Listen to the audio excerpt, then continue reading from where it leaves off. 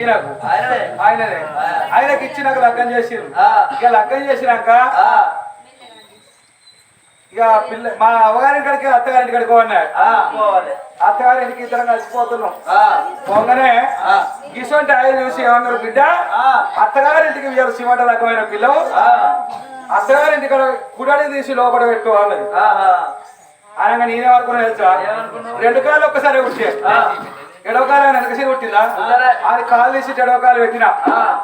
మా అత్తగారింటి కాడ మూలాసం పరపర పరపర పరపర ఆ పట్టుకు ఆడికి ఇంకా లక్ష్మి కొట్టే మా లక్ష్మక్క వచ్చింది అన్నారు. నన్ను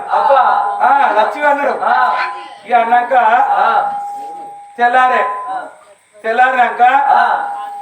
పొద్దుగాలు వేసి బిడ్డ ఇవాళ పొద్దుకి వచ్చిన మా ఇంటికి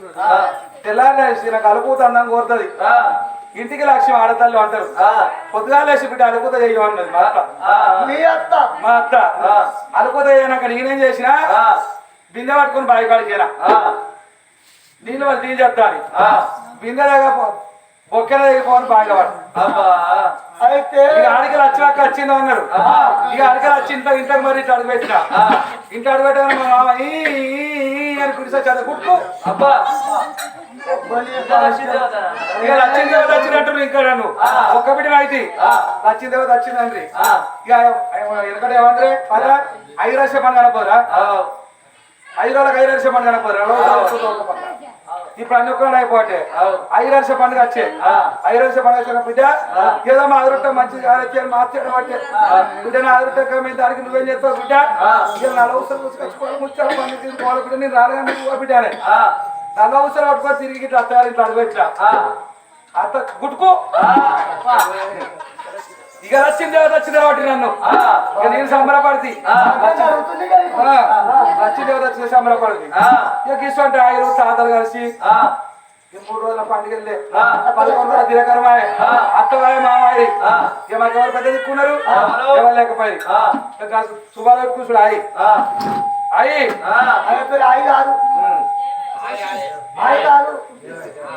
శిరీష ఇక పిల్ల వెనక ముందు ఒక్కరు ఎవరు లేకపోయి మంచి రోజు చూసి పిల్లగాన్ని ఒక్కరు చేస్తాను అన్నది. ఇక అనగా నేనేం చేసి తడిపెడి తను చేసి సిగ్గల్లో మల్లెపూలు పెట్టుకొని రూపాయి పిల్లలు బొట్టు పిల్ల పెట్టుకొని టింగు టిక్కు తిరుగుకుంటా బెడ్రూలో పైకి అడుగు పెట్టినా మా ఆయన చూస్తుండు. ఇక నేను పోయి పుష్కరం పోయి బెడ్డు కడ కూర్చుంటే మా ఆయన ఏమనుకుంటున్నావు అని మూతి ఇదే పెడితే తలుపుకోండి ఇక మా ఆయన మూతి అదే పెడితే ఇక ఒక్కటే 2 కాబట్టి ఏమన్నా కానీ మెల్లాలేసి ఎందుకు టెన్షన్ పడుతున్నాం మెల్లా చిన్న చేతి ఇట్లా ఇట్లా చేతులు వేసుకుంటే మా ఆయన పిడిసి వచ్చింది గోవిందా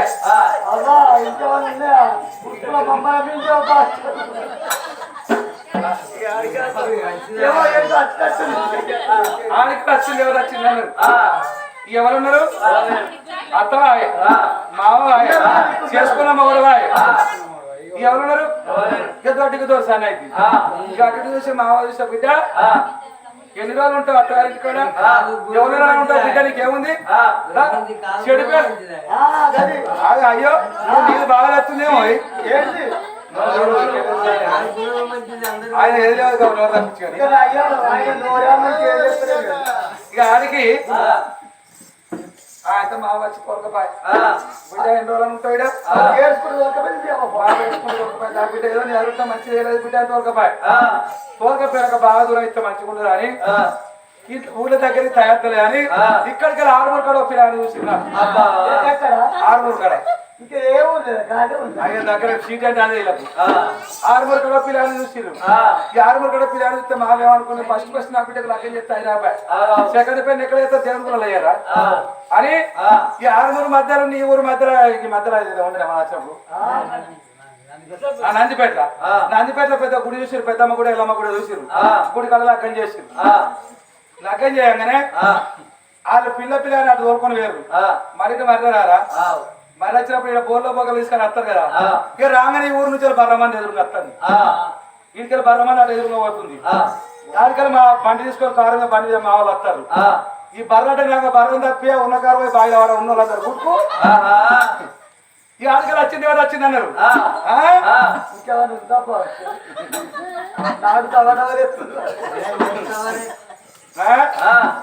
ఇక 9 ఏళ్ళ సీనియర్ సోపతి ఉన్నాడు పుష్కర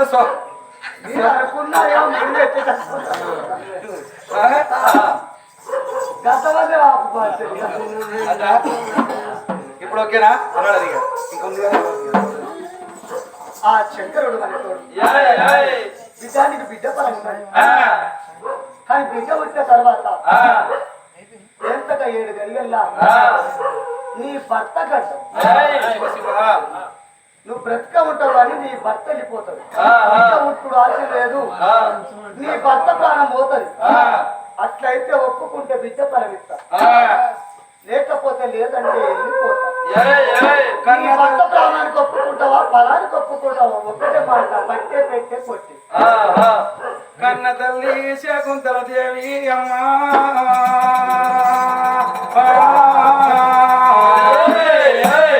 నా బిడ్డ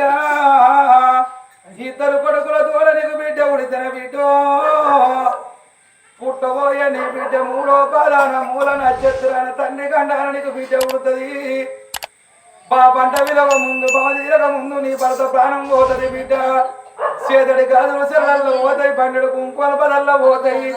10 మందిల పచ్చని పందిరి కిందకి రానియరు పిరికడ తలంబరాలు పెట్టరు బిడ్డ కూరళ్ళు పట్టనియరు నీరళ్ళు పట్టనియరు మంగళారతి పట్టనియరు బిడ్డ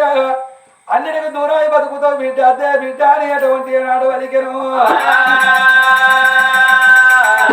కన్న తల్లి ఎవరుకున్నది తండ్రి చంగమయ్యా అక్క కొడుకు అక్కడికి అందడు తండ్రి చెల్లె కొడుకు చేతికి దొరకడు పర పిల్ల గాజులు పెడితే పైకను చేడు తీయబెట్ట తీపుల చేడు అల్లుడు ఓ తప్పుల చేడు అప్పుడోడు కూర్తే నొప్పుల చేడు అంటారు తండ్రి ఈ ఎల్ల రోజు లోపల నా గర్భాన అటువంటి ఒక బిడ్డ ఉడితే సస్తనేమో పొలవన్నీ బొక్కలు మన ఉంటే ఆకాశానికి తంతలు కట్టలేమయ్యా ఎన్నెళ్ళు బతికినా కూటి కొరకే కొన్నెళ్ళు బతికినా కాడి కొరకే అన్నారయ్యా ఈ ఎల్ల నా ప్రాణం వెళ్ళిపోతే రేపు మా భర్త ప్రాణం వెళ్ళిపోతే కన్న తల్లి గంగుబాయి ప్రాణం వెళ్ళిపోయినాడు 3 కొడుకులు కనుకున్నది ఒక్క బిడ్డను కన్నది ఒంటిగా బిడ్డ నడిచి వస్తే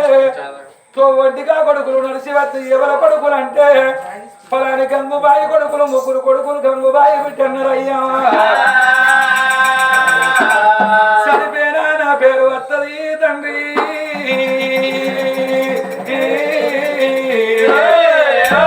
నాకు 2 కొడుకుల తోడ బిడ్డ పొలం కావాలన్నది శకుంతల దేవి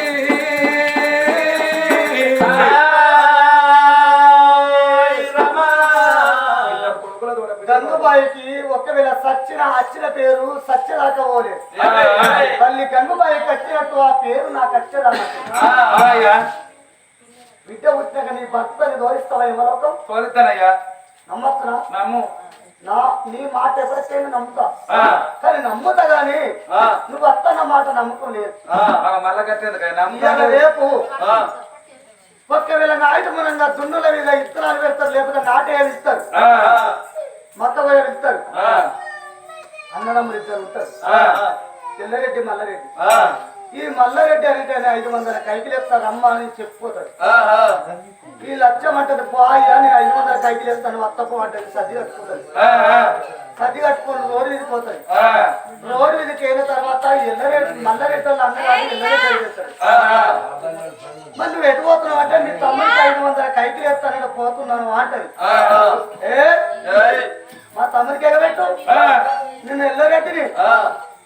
700 కైకిలు ఎత్తా ఎగబెట్టి అమ్మకి అయిపోయా మల్లరెడ్డికి ఎగబెట్టి ఎల్లరెడ్డి పోతరే నా కన్న బిడ్డ